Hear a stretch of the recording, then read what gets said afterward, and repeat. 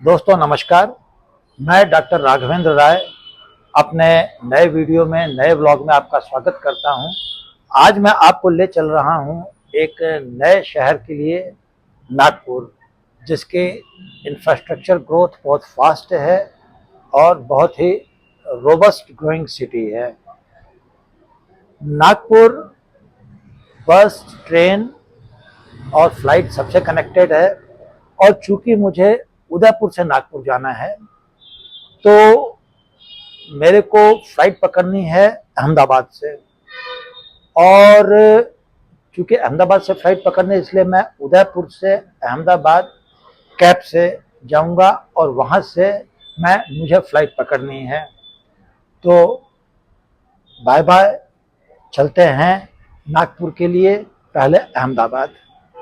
मैं अहमदाबाद आ चुका हूं, सरदार वल्लभ भाई पटेल इंटरनेशनल एयरपोर्ट अहमदाबाद के डिपार्चर पर।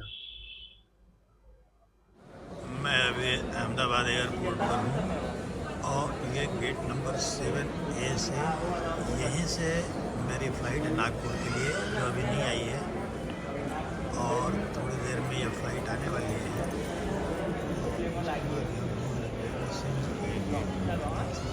नागपुर जाने की फ़्लाइट आ चुकी है, इसका साइन लग चुका है और बोर्डिंग चालू है। इवेंचुअली मैं अहमदाबाद से नागपुर एयरपोर्ट पर आ चुका हूँ और फ्लाइट लैंड कर चुकी है। ये नागपुर एयरपोर्ट इंटरनेशनल एयरपोर्ट है, बाबा साहब भीमराव अंबेडकर इंटरनेशनल एयरपोर्ट नागपुर। यहाँ से डोमेस्टिक और इंटरनेशनल फ्लाइट्स दोनों जाती हैं। एयरपोर्ट सोने गांव में स्थित है, जो करीब 500 हेक्टेयर्स में फैला हुआ है। यहाँ पे 21 चेक इन काउंटर्स हैं, 2 इंटरनेशनल गेट्स हैं और 6 डोमेस्टिक गेट्स हैं। सेंट्रली लोकेटेड पोजीशन नागपुर की होने की वजह से यहाँ इसको और विस्तार की ज़रूरत है और विस्तार किया जा रहा है। ये एयरपोर्ट रोड से और सिटी मेट्रो से डायरेक्ट कनेक्टेड है, जो सिटी में जाती है। ये अराइवल के बाहर आ गए हम लोग और यहाँ पे इसको ऑरेंज सिटी और टाइगर सिटी कहते हैं। और ये आप देख रहे होंगे, वेलकम टू ऑरेंज सिटी, बाहें पसार के नागपुर शहर हमारा स्वागत कर रहा है। क्योंकि टाइगर सिटी है, इसलिए टाइगर का भी एक यहाँ पे होर्डिंग लगा हुआ है। सबसे पहले नागपुर में एक्सप्लोर करते हैं तेलंखड़ी तालाब को। स्टेडियम टाइप ही है ये, स्टेडियम टाइप ही है आपका। अच्छा, वाटर फाउंटेन या म्यूजिकल फाउंटेन्स वगैरह का जैसे कुछ प्लान होगा। ये मॉल आ रहा है वहाँ पर सामने, आगे जाके देखेंगे। अच्छा, चलो आगे चलते। ये तेलंखड़ी तालाब है, तेलंखड़ी फुटाला तालाब भी इसको कहते हैं। अभी दिन का समय है, तेलंखड़ी तालाब पे रौनक शाम को बढ़ जाती है। यहाँ कई तरह के ठेले इत्यादि लग जाते हैं, जहाँ पे काफ़ी भीड़ भाड़ रहती है और रश रहता है। हम लोग तेलंखड़ी तालाब के पास चल रहे हैं। यहाँ पे एयरफोर्स मेंटेनेंस कमांड के पास ही है, तो उसके हिसाब से एक मॉन्यूमेंट लगा रखा है। एक हेलीकॉप्टर यहाँ पर है, भारतीय वायुसेना का। और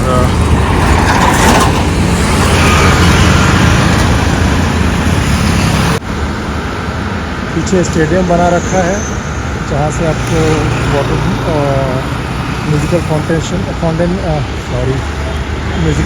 का पूरा व्यू मिलेगा। अभी काम चल रहा है, कंप्लीट नहीं हुआ है, तो एक बार कंप्लीट हो जाएगा तो फिर टिकट्स लगेंगे, उसके हिसाब से यहाँ पर आप फाउंटेन का मज़ा ले सकते हैं। यहाँ G20 की समिट भी हुई थी, तो G20 का आपको बोर्ड दिख रहा होगा। 2 दिन के लिए रहा था यहाँ पर। ये आमदार निवास है। आमदार निवास का मतलब MLA's क्वार्टर। जी हाँ, MLA's क्वार्टर है यहाँ पे। यहाँ पे विधानसभा है और ये महाराष्ट्र की विंटर कैपिटल है। विंटर में सारी कैपिटल यहाँ शिफ्ट हो जाती है। यहाँ सेक्रेटरीट है और विधानसभा भवन है। और जो विंटर में सेशन चलता है महाराष्ट्र विधानसभा का, वो नागपुर में होता है। इस तरह से इसको नागपुर की सेकंड कैपिटल मान सकते हैं। आमदार निवास के सामने ये दीवारों पे पेंटिंग्स लगी हुई हैं बड़े सुंदर लगती हैं। चूँकि अभी विंटर सेशन नहीं है, और जब यहाँ पे विंटर सेशन होगा तो यहाँ बहुत चहल पहल रहती है, भीड़ भाड़ रहती है, और जो भी सारे राजकीय काम हैं वो यहीं से संपादित होते हैं।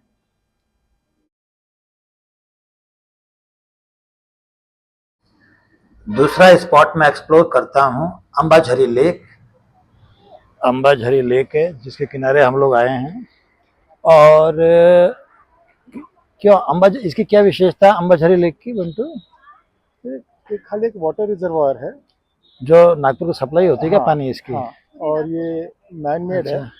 ये जो चलिए यहाँ से अब इंडिया का सेंट्रल पॉइंट देखते हैं, जो बिल्कुल इंडिया का केंद्र बिंदु है और जहाँ से भारत की सारी दूरियां नापी जाती हैं।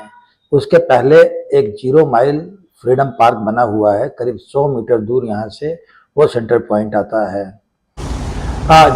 0 माइल मार्कर, जहाँ पे 0 माइल का आप देख रहे होंगे एक पिलर बना हुआ है। ये पिलर एक ग्रेट इंडिया ट्राइग्नोमेट्रिकल सर्वे अंग्रेजों द्वारा कराया गया था। उसके बाद इंडिया का सेंटर यहाँ बनाया गया था कि ये भारत का केंद्र बिंदु है, और ये पिलर जो डिनोट करता है Visvesvaraya national institute of technology. यहाँ पे नागपुर में ढेर सारे शिक्षण संस्थान हैं जो राष्ट्रीय स्तर के हैं, जिनमें all India institute of medical sciences, IIIT और IIM हैं। इसके अलावा यहाँ यूनिवर्सिटी और कॉलेजेस भी काफ़ी मात्रा में है, एग्रीकल्चर यूनिवर्सिटी, नॉर्मल यूनिवर्सिटी और रीजनल इंजीनियरिंग कॉलेज इत्यादि। आप जो देख रहे हैं पंजाब राव यूनिवर्सिटी है। नागपुर से करीब 40 किलोमीटर दूर वाटर स्पोर्ट्स तथा अन्य कई तरह के गेम हैं। बोटिंग का अगर आनंद लेना हो तो खिड़की ले आइए। और ये रामटेक में बना हुआ है, जहाँ पे प्रसिद्ध रामटेक मंदिर भी पास में से ही है। ये करीब नागपुर से 40 किलोमीटर की दूरी पर है, और रामटेक भी पास में ही है। ये खंडसी लेक के पीछे एक पार्क बना हुआ है, जहाँ पे खाने पीने के रेस्टोरेंट वगैरह सभी हैं, और बोटिंग राइड्स का टिकट भी यहीं से मिलता है। बोट राइड के 100 रुपये लगते हैं। तो फास्ट बोट पे या नॉर्मल बोट पे आप किसी भी बोट से जा सकते हैं। खंडसी लेक के पास ही रामटेक मंदिर है। ऐसी मान्यता है कि रामचंद्र जी जब वनवास गए थे तो इस मंदिर के स्थान पर उन्होंने विश्राम किया था। हम ऊपर मंदिर पर नहीं जा सके क्योंकि गुरु पूर्णिमा की वजह से काफी भीड़ थी, तो हमें मंदिर के नीचे ही रोक लिया गया था, और वहां से 3 किलोमीटर पैदल चलना पड़ता। ये जो फोटोग्राफ लिया गया है मंदिर में, मंदिर के नीचे से लिया गया है, जो पूरी तरह से सजा हुआ था। ये काफी बड़ा और भव्य मंदिर है, और इसका नहीं देखने का हम लोगों को दुख है। नागपुर की सड़कें जैसे कि आप देख रहे हैं बहुत साफ सुथरी हैं, और ये भारत का दूसरा सबसे क्लीन शहर है। पिछले वीडियो में मैंने बताया था कि इंदौर सबसे खूबसूरत शहर है और सबसे साफ सुथरा शहर है। नागपुर इस श्रेणी में दूसरे नंबर का शहर है। दूसरा, नागपुर में जो चौराहे बने हुए हैं अत्यंत खूबसूरती से बने हुए हैं, और इनको सजाया गया है। यहाँ पर किसी न किसी चीज़ की मूर्ति या कोई महापुरुष की प्रतिमा या इस तरह से छोटा सा गार्डन बना के उसको बहुत ही डेकोरेट किया हुआ रहता है। और अब मैं आपको नागपुर के रोबस्ट इंफ्रास्ट्रक्चर और डेवलपमेंट के बारे में बताता हूँ। पूरे हिंदुस्तान के डेवलपमेंट गोल के साथ साथ नागपुर भी कदम बढ़ा रहा है, बल्कि जो हिंदुस्तान का डेवलपमेंट और ग्रोथ है उससे 2 कदम आगे चल रहा है ये महानगर। एक विशेषता है, यहाँ का इंफ्रास्ट्रक्चर जबरदस्त डेवलप है। जैसा कि आप देख रहे हैं, यहाँ एक जगह 4 लेयर सिस्टम है, यानी मेट्रो भी चलती है, ट्रेन भी चलती है, और रोड भी है, और नीचे पैदल पथ भी है। अब नागपुर एक ऐसा महानगर है जहाँ महानगर वाली सुख सुविधाएं सारी हैं, जैसे चिकित्सा, इंफ्रास्ट्रक्चर और भी जो सुविधाएं महानगर में होती हैं, लेकिन महानगरों वाला कोलाहल नहीं है। यहाँ पे क्राइम नहीं है, किसी तरह का अंडरवर्ल्ड नहीं है, माफिया नहीं है, मतलब एक सुकून भरी जिंदगी यहाँ मिलती है। यहाँ कभी भूकंप आता नहीं, सुनामी आ नहीं सकती, क्योंकि ये समुद्री सीमाओं से बहुत दूर है, पड़ोसी देशों के आक्रमण हो नहीं सकते क्योंकि इसकी जो पड़ोसी देशों की सीमाएं हैं बहुत दूर हैं। कुल मिलाकर रहने के लिए बेहतर इंफ्रास्ट्रक्चर के साथ बहुत बेहतरीन महानगर ये है। महाराष्ट्र में मुंबई और पुणे के बाद तीसरा सबसे बड़ा शहर, भारत का 13वां सबसे बड़ा शहर और विश्व का 114वां सबसे बड़ा शहर नागपुर है। फास्टेस्ट ग्रोइंग इकोनॉमीज में से ये एक है। दीक्षा भूमि नागपुर में एक बहुत ही बेहतरीन और खूबसूरत जगह है जहां पे बाबा साहब भीमराव अंबेडकर द्वारा 60,000 लोगों के साथ 14 अक्टूबर 1956 को अशोका विजयादशमी के दिन बौद्ध धर्म की दीक्षा ली गई। यहाँ की कोई एंट्री फीस नहीं है। ये दीक्षा भूमि स्तूप सम्राट अशोक द्वारा रांची मध्य प्रदेश में बनवाए गए स्तूप की रेप्लिका है। Thank you very much for watching.